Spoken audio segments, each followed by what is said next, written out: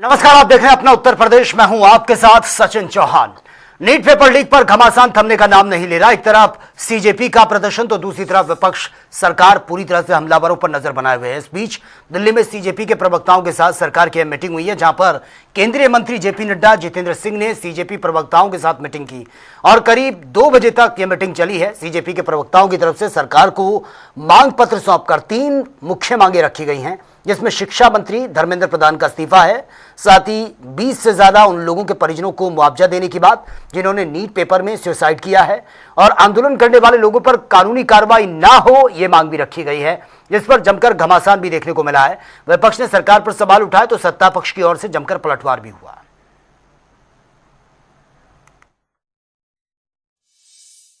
अब सरकार तो लीपापोती करने की बात करेगी, सख्त से सख्त बिल ले आए, लेकिन जो बीत चुका है क्या सरकार वापस ला सकती है उस बातों को? क्या 20 जो जाने गई हमारे छात्रों की, क्या सरकार ला सकती है? क्या किसी तरह वो समझा सकती है उनके परिवार वालों को? आखिरकार ये गलती किसकी है, सवाल इस बात का है।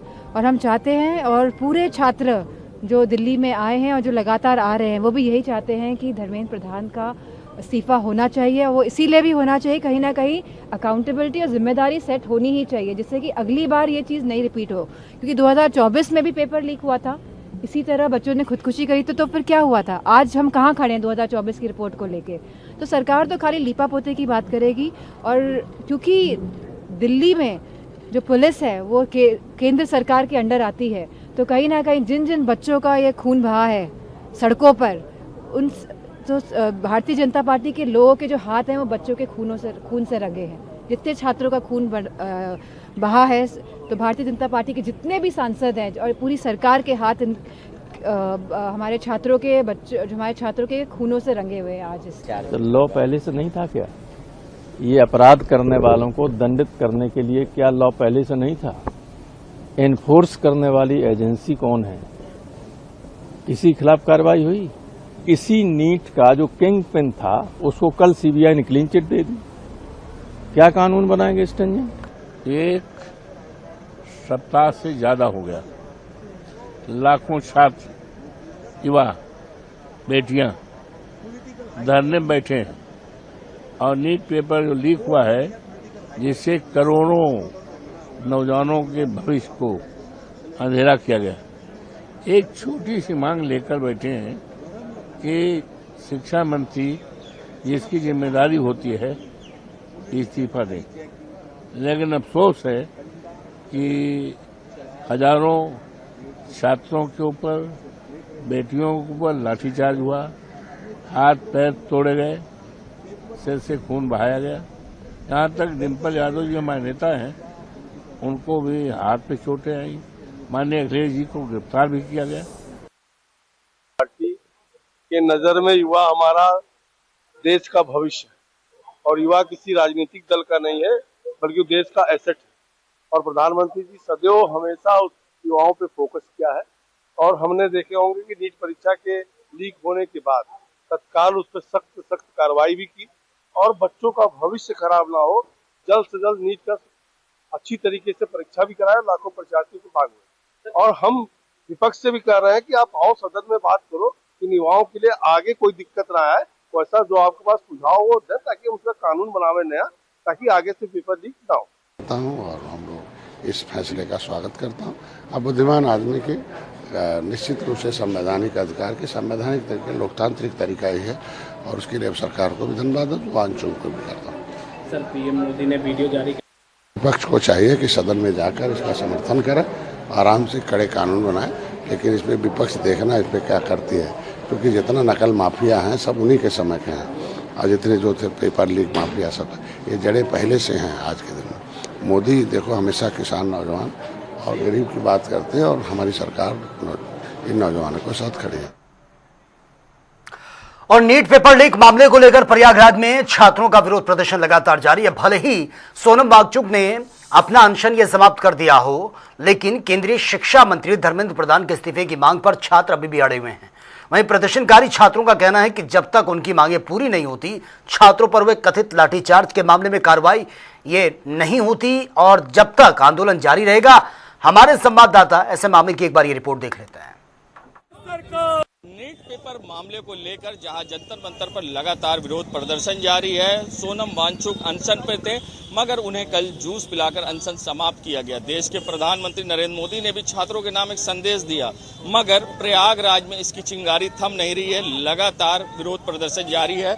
आपको दिखा रहे हैं यहाँ पर पोस्टर लेकर सोनम वांगचुक की तस्वीर लगाकर विरोध प्रदर्शन कर रहे हैं। यहाँ छात्र हैं और छात्र नेता भी हैं। फिलहाल हम छात्र से जानने की कोशिश करेंगे। ये बताइए, आज आप लोग का विरोध प्रदर्शन है, सोनम वांगचुक ने भले ही अनशन समाप्त कर दिया, और किन मांगों को लेकर प्रदर्शन? सबसे पहली बात तो मैं ये बात बोलना चाहूँगा, जो दिल्ली में पुलिस प्रशासन ने छात्रों के साथ बर्बरता की है, इसकी घोर निंदा करता हूँ। उनको ऐसा नहीं करना चाहिए। बच्चे हैं, बच्चियाँ हैं, छोटे बच्चे हैं, कोई किसी पार्टी के नेता नहीं थे वहाँ पे। और दूसरी बात, धर्मेंद्र प्रधान जी को इस्तीफा देना चाहिए। और दूसरी बात मैं ये कहूँगा कि एनटीए जैसे संस्थान को बंद कर देना चाहिए, जो हमेशा पेपर लीक कराती है और पेपर समय से नहीं करा पाती है, उसका रिजल्ट नहीं दे जाती है। अभी यूजीसी नेट का पेपर हुआ है, मैं भी देकर आया हूँ। अभी 1 महीना होने को है, ना ही रिजल्ट आया है, ना ही आंसर की आई है। अब तक आंसर की आ जानी चाहिए, 15 दिन के अंदर आंसर की आ जाती है। छात्र का एक बड़ा चीज कहने थी कि जो एनटीए है, जो एजेंसी है, उस पर रोक लगानी चाहिए। कहीं ना कहीं ये समस्या वहां से भी उत्पन्न हो रही है। और लोग बात करेंगे, आप लोग भी पोस्टर लेके विरोध प्रदर्शन छात्रों के समर्थन में उतरे हुए हैं, क्या कह रहे हैं? इस देश को हिटलरशाही और तानाशाही से चला रहे हैं नरेंद्र मोदी जी। उनके एक यार हैं धर्मेंद्र प्रधान जी। जिस तरह बच्चे को पालते हैं लोग, उसी तरह नरेंद्र मोदी जी धर्मेंद्र प्रधान को पाल रहे हैं। लगातार आंदोलनकारियों पर अत्याचार किया जा रहा है, उनको लाठियों से पीटा जा रहा है। और वो शांतिपूर्वक, उनकी मांग है कि पेपर लीक वाली सरकार जो है धर्मेंद्र प्रधान का इस्तीफा कराए, सही से पेपर कराए, क्योंकि रोजगार का वादा करने वाली सरकार रोजगार देने में विफल है। इसकी लेके मांग कर रहे हैं। आंदोलनकारियों पर जो अत्याचार हुआ है, उसके लिए जो दोषी पुलिसकर्मी है, उन पर कड़ी से कड़ी कार्रवाई होनी चाहिए। मांग पूरी नहीं हो तो क्या करेंगे? मांग पूरी नहीं होगी तो ये आंदोलन एक घर तक जाएगा। लगातार हम लोग, चाहे वो सड़क से सदन तक का संघर्ष करने की बात हो, चाहे सड़क से जेल तक का संघर्ष करने की बात हो, पीछे नहीं हटेंगे। क्या कह रहे हैं, किस तरह से विरोध जारी रहेगा आप लोग का? सोनम वांगचुक को जब तक ये अपना छोड़ेंगे नहीं, तब तक हम लोग भी छोड़ेंगे नहीं। तो देखिए, और लोग से बात कर लेंगे। ये बताइए कि किस तरह से विरोध प्रदर्शन होगा? देखिए, पहले सरकार कहती है पढ़ो। जब बच्चा पढ़ लिख लेता है, बीए में एमए पहुंच जाता है, उसको रोजगार चाहिए। जब रोजगार नहीं देते हैं तो वही छात्र नौजवान सड़कों पे आता है, मांग करता है नौकरी, तो पेपर लीक हो जाता है। तो नौजवान जब पढ़ा लिखा होगा तो सड़क पे आएगा। वहाँ पे लोग कह रहे हैं कि लोग जो है देशद्रोही हैं, जो धरना दे रहे हैं। बताइए, जो नौकरी मांग रहा है कि जो नौकरी मांग रहा है देशद्रोही, इस तरह के आरोप लग रहे हैं। फिलहाल आप देख सकते हैं यहाँ पर छात्र किस तरह से इकट्ठा है और अपनी मांगों को लेकर नीट पेपर की यहाँ पर पहुंचे हुए हैं कि जो पेपर लीक हो रहा है, ये सारे कानून लागू करे जाए, उसे सुरक्षित किया जाए, धर्मेंद्र प्रधान इस्तीफा दे। हाँ, बताएं क्या करें? मैं निरंकुश सरकार को मैं एक बात कहना चाहता हूँ, आप फूल तोड़ सकते हैं, आप फूल खिलने से रोक सकते हैं, लेकिन बसंत आने से नहीं रोक सकते हैं। देखिए, बसंत आने से नहीं रोक सकते, मगर आप बताइए संक्षेप में आखिरी कि किस तरह से आगे स्टैंड होगा छात्रों के लिए? कुछ करने का मन करता है, कुछ धरने का मन करता है, मोदी सरकार को अब हटाने का मन करता है। मोदी सरकार को हटाने का मन करता है और धर्मेंद्र प्रधान के इस्तीफे के मांग के साथ यहाँ पर विरोध प्रदर्शन कर रहे हैं। यहाँ पर छात्र इकट्ठा हैं और छात्र नेता भी इकट्ठा हैं। और ये आपको बता दें, दारागंज के बगाड़ा क्षेत्र में छात्र जहाँ सबसे ज्यादा होते हैं और वहाँ पर ये छात्र इकट्ठा होकर अपनी मांगों के लिए विरोध प्रदर्शन कर रहे हैं। वीडियो जर्नलिस्ट आमुक कुशवाहा के संग सैयद मोहम्मद आमिर, प्रयागराज। और दिल्ली के जंतर मंतर पर चल रहे छात्र आंदोलन की जो गूंज है वो अब चंदौली तक पहुंच गई है। नीट पेपर लीक के विरोध में चकिया और पंडित दीनदयाल उपाध्याय नगर में सैकड़ों छात्र युवा सड़कों पर उतरे हैं और जोरदार प्रदर्शन हुआ। वहीं प्रदर्शनकारियों ने परीक्षा प्रणाली में पारदर्शी, दोषियों पर सख्त एक्शन और केंद्रीय शिक्षा मंत्री धर्मेंद्र प्रधान के इस्तीफे की मांग उठाई है। ये जो लगातार यहाँ दिल्ली में जंतर मंतर पर जो नीट पेपर लीक होने के विरोध में छात्र जो लगातार आंदोलन कर रहे हैं, उनका आंदोलन करने का मुख्य उद्देश्य पेपर लीक आखिर होता कैसे है। पेपर लीक होने के विरोध में धर्मेंद्र प्रधान जो शिक्षा मंत्री है उसके इस्तीफे की मांग कर रहे हैं लोग। लेकिन वहां पर जंतर मंतर पर लगातार पुलिस सरकार के इशारे पर लाठियां मारने का काम कर रही है। जो वहां पर बहनें हैं, वहां पर बच्चियां हैं और युवा साथियों को इतनी बेरहमी तरीके से मारा जा रहा है, जैसे आतंकवादियों को मारा जा रहा है। और हम लोग आज यही प्रोटेस्ट करके ये संदेश देना चाहते हैं कि मेरे भाई जंतर मंतर पर आप मत अकेला समझना कि आप अकेले धरना कर रहे हो। अब जो क्रांति का उदय हुआ है चकिया से, पूरे देश में गांव-गांव से ये क्रांति अब निकलने वाली है। छात्रों के हित में लड़ाई लड़ने का काम किया जाएगा। हम लोग प्रदर्शन इसलिए कर रहे हैं, नीट पेपर जो लीक हुआ उसमें हमारे जो छात्र सुसाइड किए, जब सुसाइड किए तो उनकी मांग के लिए, उनके मुआवजा के लिए और पेपर लीक की जवाबदेही के लिए जब सरकार से मांगा गया तो सरकार हमारे छात्रों पे, नई दिल्ली जंतर मंतर पे छात्रों पे प्रोटेस्ट कर रहे थे, जो शांतिपूर्ण तरीके से उनके ऊपर लाठियां बरसाई गई, उनके पैर तोड़े गए, उनको गालियां दी गई, उनके कपड़े फाड़े गए। तो उसी के विरोध में हम लोग छात्रों के समर्थन में आए और सरकार के विरोध में कि धर्मेंद्र प्रधान का इस्तीफा होना चाहिए, जबकि सैकड़ों पेपर लीक हुए, किसी की जवाबदेही नहीं तय हुई। ऐसे शिक्षा मंत्री की हमें जरूरत नहीं है। आजम खान की जौहर यूनिवर्सिटी को लेकर घमासान थमने का नाम नहीं ले रहा। समाजवादी पार्टी का डेलीगेशन लगातार रामपुर पहुंचा है और वहीं 8 सपा सांसदों का एक डेलीगेशन कल रामपुर भी पहुंचेगा और जौहर यूनिवर्सिटी के ऊपर जो 38 भवनों को लेकर उसको डिमोलिश करने की कार्रवाई होने वाली है, उसी को लेकर रामपुर जिला अधिकारी अजय कुमार द्विवेदी को ज्ञापन ये सौंपा जाएगा। हमारे संवाददाता सुरेश कुमार की एक बार ये ग्राउंड रिपोर्ट देख लेते हैं। समाजवादी पार्टी के नेता मोहम्मद आजम खान के ड्रीम प्रोजेक्ट को लेकर लगातार समाजवादी पार्टी के लोग और डेलीगेशन रामपुर पहुंच रहे हैं। कल 45 लोगों का एक डेलीगेशन, जिसमें जिलाध्यक्ष और विधायक भी थे, रामपुर पहुंच करके उन्होंने जिलाधिकारी अजय कुमार द्विवेदी को एक पत्र सौंपा, जिसमें ये कहा गया है कि जौहर यूनिवर्सिटी एक शिक्षा का मंदिर है, इस पर कार्रवाई नहीं की जाए। आपको बताते चले, कुछ दिन पहले ही आरडीए विभाग ने जौहर यूनिवर्सिटी के 38 भवनों को तोड़ने की कार्रवाई का एक नोटिस जारी किया है। लगभग उसमें कुछ ही दिन समय बचे हैं और जिसको लेकर के कल 25 जुलाई को एक 8 सांसदों का डेलीगेशन रामपुर पहुंच रहा है। पहले वो जौहर यूनिवर्सिटी जाएगा, वहां छात्रों से मिलेगा, क्योंकि छात्र लगातार काफी दिन से अनिश्चितकालीन धरना प्रदर्शन कर रहे हैं। और उसके बाद वही सांसद रामपुर के जिला अधिकारी से मिलकर के बात करेंगे कि जौहर यूनिवर्सिटी पर जो कार्रवाइयां हो रही हैं उसको ना की जाए और ये शिक्षा का मंदिर है, इसको ना तोड़ा जाए।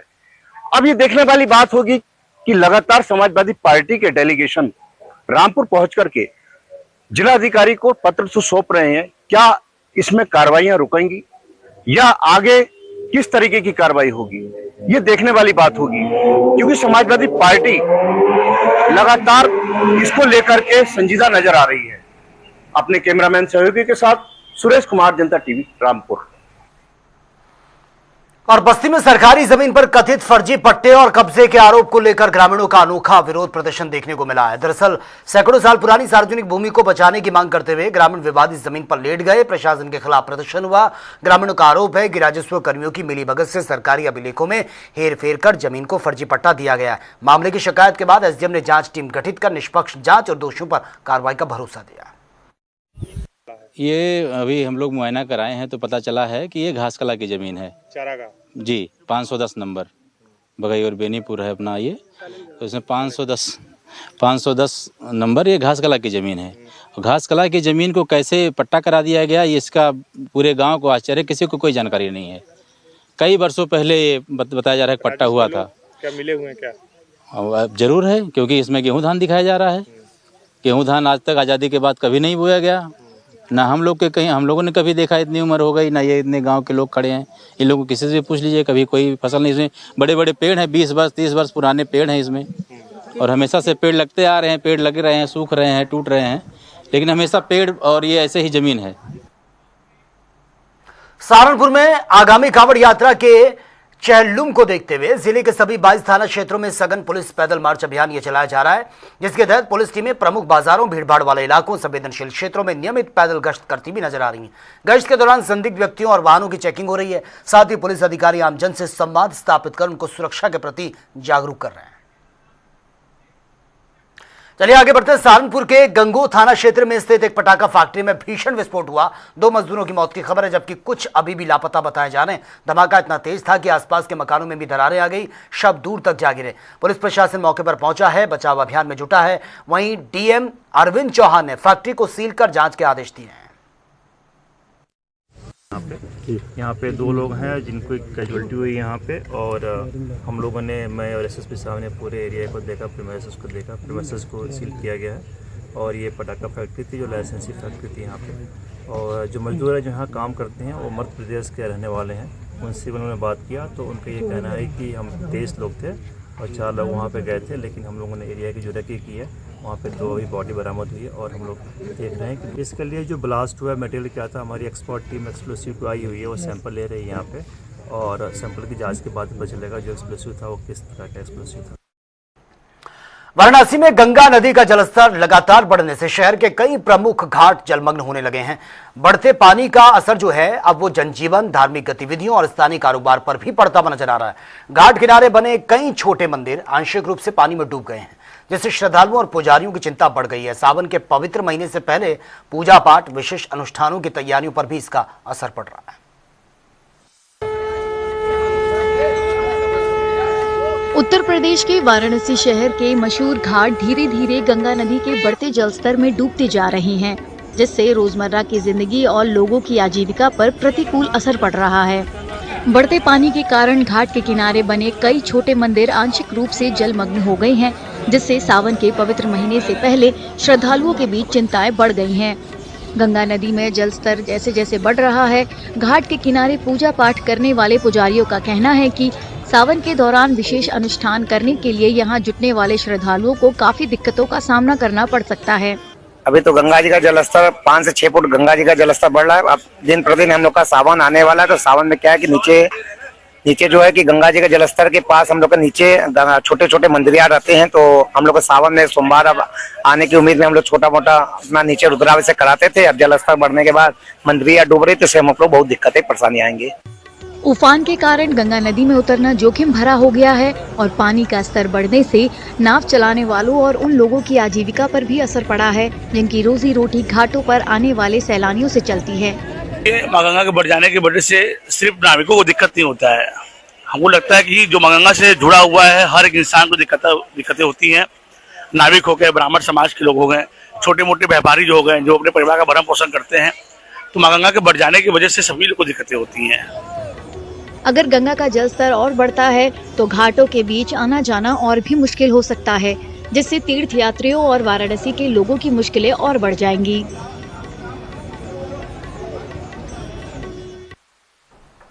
तो फिलहाल इस बुलेटिन में मेरे साथ इतना ही। तमाम खबरों के लिए आप बने रहिए जनता टीवी के साथ। नमस्कार।